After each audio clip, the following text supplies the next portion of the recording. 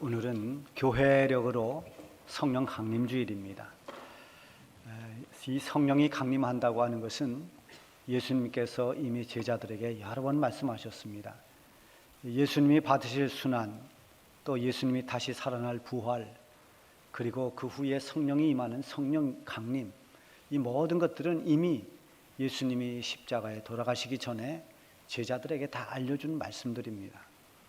요한복음에 보면 내가 아버지께로부터 너에게 보낼 보혜사 곧 아버지께로부터 나오시는 진리의 성령이 오실 때 그가 나를 증언할 것이다, 이렇게 말씀하고 있고요. 진리의 성령이 오시면 그가 너희를 모든 진리 가운데로 인도할 것이다, 이런 말씀도 하셨습니다. 그리고 사도행전 1장에 보면 너희는 이 예루살렘을 떠나지 말고 여기에서 모여서 기도하면서 아버지께서 약속하신 그 성령의 강림, 성령이 임하기를 기다리라, 이렇게 분부하는 말씀도 나옵니다. 이제 예수님이 승천을 하신 후 열흘 되는 날, 다시 말하면 예수님이 부활하신 지 50일째 되는 날, 그래서 오순절이라고 그러죠. 그날 성령이 마가의 다락방에 모여 기도하던 성도들에게 강하게 임했습니다. 마치 강한 바람이 부는 것처럼, 또 뜨거운 불길이 타오르는 것처럼 성령이 각 사람에게 임하면서 거기서 모여서 기도하던 성도들이 성령의 능력을 받게 됩니다. 이 성령의 능력을 받으면서 성령이 임하면서 놀라운 변화가 일어났습니다. 가장 외적으로 드러난 그런 변화는 그들의 언어의 변화였습니다. 방언이 터졌습니다. 이것은 세상의 언어가 아닙니다. 하나님으로부터 오는 언어, 이 방언이 터지면서 사람들은 방언하는 성도들을 보면서 그것을 이해하지 못함으로 해서 저들이 지금 술에 취했다라고 착각하는 사람도 있었습니다. 이런 방언 외에 더 놀라운 변화는 그들의 심령의 변화입니다. 겉으로 드러나는 방언, 이런 현상보다 더 중요한 것은 그동안 기도하던 이 성도들의 마음이, 심령이 굉장히 담대해졌다는 것입니다. 그들은 두려움의 문을 걸어 잠그고 모여서 기도했습니다. 여러 가지 박해의 상황에서 여러 가지 상황을 두려워했습니다. 걱정하고 염려했습니다. 그러나 성령이 그들에게 임하면서 그들은 그런 모든 두려움이 사라지고 걱정과 염려를 다 극복하고 담대히 문을 열고 나아가서 주님이 말씀하신 대로 예수님의 증인의 사명을 감당했습니다. 어떤 핍박과 박해도 그들은 두려워하지 않았습니다. 성령이 임하면서 그들은 사명을 감당하기 위해서라면 죽음도 두려워하지 않고 세상이 감당할 수 없는 그리스도인이 되어서 순교의 자리까지도 기꺼이 나아가는 그런 사람들로 변화되었습니다. 성령이 임하기 전과 성령이 임한 후에 그들의 삶은 완전히 달랐습니다. 여러분, 제자들의 모습을 보아도 우리가 사복음서에서 만나는 제자들의 모습과 사도행전에서 만나는 제자들의 모습은 확연히 다르다는 것을 알게 됩니다. 사복음서에 나오는 예수님을 따라다니던 제자들은 때로는 비겁했고, 때로는 용기가 없었고, 때로는 배신도 하고 무너지기도 하고, 이런 모습이었지만 사도행전에 나오고 있는 이 예수님의 제자들은 죽음을 두려워하지 않는 그런 그리스도의 용장들이 되었습니다. 담대했습니다. 평소에 인간의 약함과 부족함으로 감당할 수 없던 일들도 성령을 통해서 성령의 능력을 힘입으면서 감당할 수 있게 되었고, 자기의 힘으로 안 되던 것들이 성령의 도우심으로 말미암아서 가능하게 되는 이런 역사들이 일어났습니다. 우리가 하나님의 말씀을 따라 사는 것도 역시 성령의 도움을 받아야 됩니다. 예수님을 믿고 신앙생활을 하면서도 성령을 체험한 사람과 성령을 체험치 못한 사람과는 다를 수밖에 없습니다. 하나님의 택함받은 우리 성도의 본분을 감당하며 사는 것 역시도 성령의 도움을 받아야 됩니다.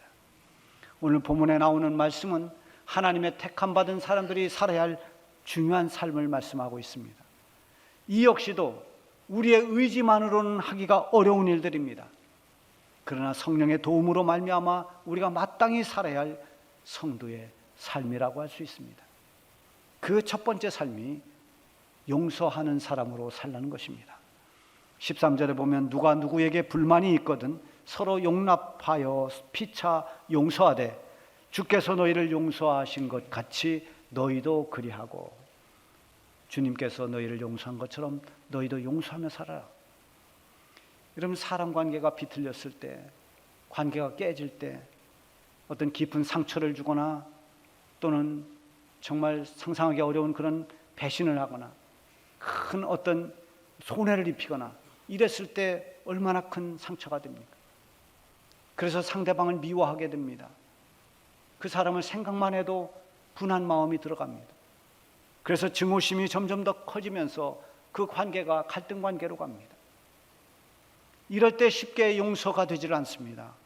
용서한다고 마음 먹어도 그것이 마음 먹은 것처럼 용서가 될 수가 없습니다. 용서하겠다고 결심해도 그 사람이 나타나면 또 마음의 분노가 일어납니다. 여러분, 이것이 우리의 모습입니다. 그럼에도 불구하고 용서하는 것이 하나님의 뜻에 따르는 그런 삶이라고 하는 것입니다. 용서는 나의 감정만으로는 도무지 힘든 것입니다. 그래서 용서하려면 우리는 성령의 도움을 받아야 됩니다. 하나님의 인도하심을 받아야 됩니다. 성령을 통해서 나의 감정과 내 생각과 내 의지, 이 모든 것들이 하나님의 뜻에 초점을 맞추고 하나님의 말씀에 붙잡힌 바 되어야 합니다. 그러면 하나님 앞에서 자신을 보게 됩니다. 성령의 감동이 되고 하나님의 말씀에 은혜를 받으면 먼저 내 자신을 볼 수 있도록 합니다. 자기 자신을 봅니다. 성령께서 자꾸만 내 모습을 보게 합니다. 그래서 내가 누구인지를 비로소 깨닫게 합니다. 여러분, 가정에서도 아이를 키우다 보면 아이들이 도대체 누굴 닮았는지 저렇게 속을 썩이나, 왜 그렇게 말을 안 듣나, 왜 이렇게 애를 태우는가, 넌 도대체 왜 그러냐 하고 야단을 칠 때가 있습니다. 그럴 때 그 야단을 친 아버지의 부모가 이렇게 보고 있다가 너는 어릴 때 더 했다, 이 한마디면 끝나는 겁니다. 아, 나도 그랬구나. 나도 그때 저렇게 아버지 속을 썩였구나. 여러분, 그러나 우리는 알지 못합니다. 잊어버립니다. 생각을 잘 못합니다. 우리가 하나님 아버지 앞에 섰을 때 너도 얼마나 큰 죄인인 줄 아느냐, 내가 내 죄를 용서했다, 이걸 깨닫기 시작하는 것입니다. 우리 자신을 봄으로써 상대방과의 어떤 관계를 보는 것이 아니라 내 자신을 봄으로써 용서가 시작되는 것입니다. 우리는 남의 눈에 있는 티는 잘 봅니다. 그러나 자기 자신에 있는 들보를 깨닫지 못합니다. 그래서 자꾸만 비판하려고 하고 용서를 하기가 어려운 것입니다. 용서하려면 상대방과의 관계에서 벗어나서 하나님 앞에서 나를 보는 것입니다. 나도 용서를 받았다는 것을 먼저 깨닫는 것입니다. 예수님이 십자가를 지신 것은 나를 용서해 주시기 위해서였습니다. 내 모든 짐을 우리 주님이 다 짊어지고 십자가에서 대신 죽으심으로 인해서 나의 모든 죄를 다 용서해 주신 것입니다. 나 대신 피를 흘려 주셨습니다. 이 용서로 인해서 우리는 지옥 형벌을 면하게 되었고 하나님의 자녀가 되어 구원의 기쁨을 누리게 됐습니다. 성경에 기록된 용서에 관한 말씀들이 쭉 나옵니다. 마태복음 18장에 보면 베드로가 예수님에게 물어봅니다. 주님, 형제가 내게 죄를 범하면 내가 몇 번이나 용서해 주면 되겠습니까? 7번까지 하면 되겠습니까? 이렇게 물었습니다. 7이라고 하는 숫자는 많은 걸 나타날 때 이 7이라는 숫자를 씁니다. 여러 번 용서해 주면 되겠습니까? 그때 예수님께서 대답하십니다.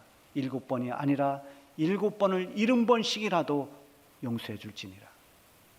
용서는 얼만큼이라도 어떤 문제라도 반드시 용서해야 된다는 것입니다. 그러면서 한 비유의 말씀을 해 주십니다.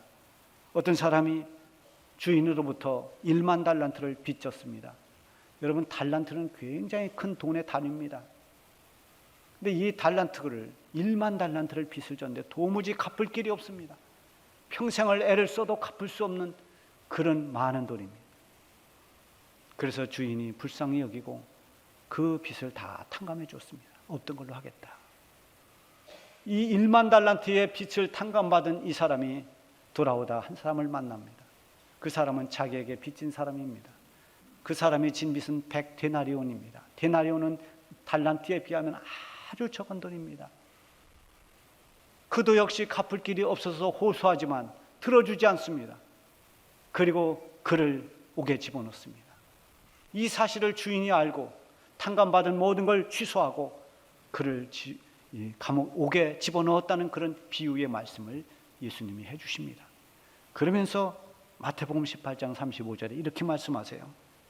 너희가 각각 마음으로부터 형제를 용서하지 아니하면 나의 하늘 아버지께서도 너희에게 이와 같이 하시리라. 얼마나 두려운 말씀입니까? 너희가 끝내 용서하지 못하면 하나님도 너를 용서하지 않을 거다. 이건 바꿔 말하면 용서하라. 너도 용서받았으니 너도 용서하라. 이런 말씀입니다. 우리가 하나님께 용서받은 것은 1만 달란트와 비교할 수 없는 것입니다. 이것은 아무리 돈을 줘도 갚을 길이 없는 것입니다. 그런 모든 우리의 죄를 우리 하나님께서 다 탕감해 주었습니다. 용서해 주셨습니다. 그래서 우리도 역시 형제를 용서하는 것이 마땅하다는 것입니다. 거기다 더 나아가서 14절에 보면 이 모든 것 위에 사랑을 더하라. 이는 온전하게 매는 띠리라. 용서뿐만이 아니라 그 위에 사랑을 더하라고 말씀하고 있습니다. 이게 어떻게 가능할까요? 여러분 그렇게 할 수 있습니까? 용서하고 싶은데도 용서가 되지 않는 그런 경험을 우린 다 해보지 않았습니까?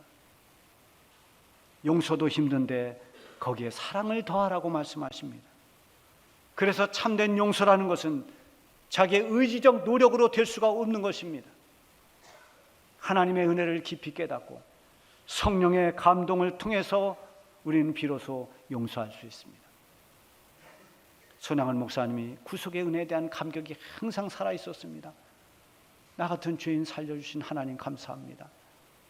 이런 구속의 감격, 구원받은 은혜에 대한 감격이 늘 살아 있었고, 그리고 언제나 성령의 감동으로 성령에 감동된 그런 삶을 살다 보니까 두 아들을 죽인 그 원수를 용서해 줬을 뿐만 아니라 더 나아가서 그를 자기의 아들로 삼았습니다. 양자로 삼았습니다. 정말 그 위에 사랑을 더한 것입니다. 주님께 용서받은 은혜에 감사하면서 용서할 수 있는 은혜를 구하면 성령께서 용서할 수 있도록 우리를 인도해 주실 것입니다. 용서는 올무로부터 해방되는 은혜입니다. 용서하는 것은 택함받은 자다운 그런 모습입니다. 용서를 통해서 심령의 자유함을 얻고 말씀에 순종하는 그런 기쁨을 여러분 모두가 누리시길 바랍니다. 용서하지 못해서 고통받는 그런 모든 고통에서 벗어나고 모든 불편한 관계가 다시 풀어지고 용서로 인해서 오는 하늘의 신령한 복이 여러분에게 더해지기를 바랍니다. 두 번째는 그리스도의 평강이 마음을 주장하도록 하라고 했습니다. 15절에 보면 그리스도의 평강이 너희 마음을 주장하게 하라. 너희는 평강을 위하여 한 몸으로 부르심을 받았나니. 우리가 하나님 자녀로 이 세상에 사는 동안 하나님께서 우리에게 주시려고 하는 것 중에 하나가 평안이라고 하는 것입니다. 샬롬, 참된 평안. 예수님은 제자들에게 언제나 이 평안을 강조했습니다. 요한복음 14장 27절에 보면 평안을 너희에게 끼치노니 곧 나의 평안을 너희에게 주노라. 내가 너희에게 주는 것은 세상이 주는 것과 같지 아니하니라. 제자들이 앞으로 예수님 없을 때 예수님이 십자가에 죽으시고 부활하시고 승천한 뒤에 받을 환난, 여러 가지 시련과 박해, 주님은 그걸 알고 있었습니다. 그 가운데에서도 그들이 그런 모든 세상의 권세를 이기고 주님이 주시는 그 평안을 누리기를 원했습니다. 요한복음 16장 33절에 보면 이렇게 말씀하십니다. 내가 이것을 너에게 이루는 것은 너희로 내 안에서 평안을 누리게 하려 함이라. 세상에서는 너희가 환난을 당하나 담대하라. 내가 세상을 이겼노라. 우리 주님은 이 세상으로부터 환난을 당했습니다. 십자가에 못 박혔습니다. 버림을 당했습니다. 그러나 주님은 다시 부활하셨습니다. 부활은 승리의 사건입니다. 세상 권세를 이기는 일이요, 죄와 사망의 권세를 이기는 이 사건이 바로 부활입니다. 그리고 부활하신 예수님이 제자들을 찾아왔을 때 제자들에게 제일 먼저 이 평안을 빌어 주었습니다. 너희에게 평강이 있을지어다. 하나님의 택함 받은 성도의 모습은 주님이 주시는 그 평안함이 있는 것입니다. 예수 믿는 우리 그리스도인들이 언제나 그 얼굴에 두려움과 염려와 걱정으로 가득 찼다면 그것은 우리의 참된 모습이 될 수 없습니다. 이 세상은 우리를 두렵게 하고 세상은 여러 가지 우리를 염려하고 걱정하게 만들지만 그런 가운데서도 여러분들의 얼굴이 주님이 주시는 평안으로 환할 수 있어야 됩니다. 그것이 그리스도인의 모습입니다. 그리스도의 평강이 너희 마음을 주장하라고 말씀하고 있습니다. 여러분, 언제 우리가 이렇게 평안함으로 가득 차게 될까요? 성령이 충만할 때입니다. 성령이 충만하면 주님이 주시는 평안이 우리 속에 가득하게 됩니다. 스데반이 성령이 충만했습니다. 그래서 복음을 증거할 때 사람들이 마음의 찔림을 받고 이를 갈며 돌을 들어 스데반에게 던졌습니다. 스데반은 이 일로 인해서 돌에 맞아 순교당합니다. 그러나 죽어가는 스데반의 얼굴은 일그러지지 않았습니다. 오히려 그의 얼굴은 해같이 빛나고 그의 얼굴에는 평안함이 가득했습니다. 그야말로 세상에 줄 수 없는 평안을 찾아볼 수 있었을 것입니다. 하늘이 열리고 예수님이 하나님 보좌 우편에 앉은 것을 내가 본다고 스데반은 죽어가는 순간에 그렇게 말합니다. 그러니 어찌 그 얼굴에 근심이 있겠습니까? 죽음의 공포로 가득 찬 얼굴이 아니라 이 세상에 줄 수 없는 주님이 주시는 평안으로 가득했던 것은 그가 성령으로 충만했기 때문입니다. 여러분, 이것은 스데반처럼 특별한 사람에게만 있는 일은 아닙니다. 누구든지 성령의 인도하심을 받고 성령이 충만하면 어떤 상황에서도 그리스도의 평강을 누릴 수가 있습니다. 이것은 여러분들이 누릴 수 있는 특권입니다. 주님께서 여러분에게 그리스도의 평강이 너희 마음을 주장하라고 그렇게 말씀하십니다. 주님의 평강은 우리의 환경을 초월하는 것입니다. 그것은 위로부터 오는 것입니다. 그리고 이 주님의 평안이 우리 마음을 주장하려면 언제나 평안을 사모하고 구해야 됩니다. 하나님 택함 받은 성도들은 하나님 앞에 기도할 때 이 평안을 기도하기를 바랍니다. 하나님, 오늘도 저의 마음에 평안을 주십시오. 여러 가지 불편한 일을 만난다 하더라도 주님이 주시는 평안을 내가 누릴 수 있게 해주십시오. 이게 굉장히 중요한 기도입니다. 여러분, 어디를 갈 때 불안한 마음으로 어떤 만남을 할 때 또는 어떤 일을 해결할 때 하나님, 제 마음에 평안을 주십시오.